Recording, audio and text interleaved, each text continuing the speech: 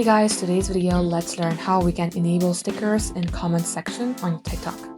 First of all, you're going to have to make sure that the application you're using is updated. So for that, head over to your Play Store.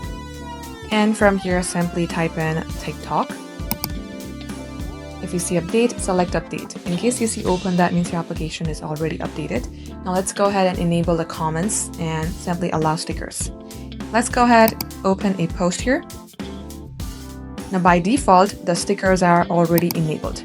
So tap onto your comment section and select add comment, then select the sticker icon, then select search bar.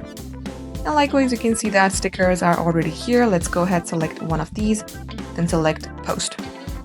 And now you can see the stickers are now enabled.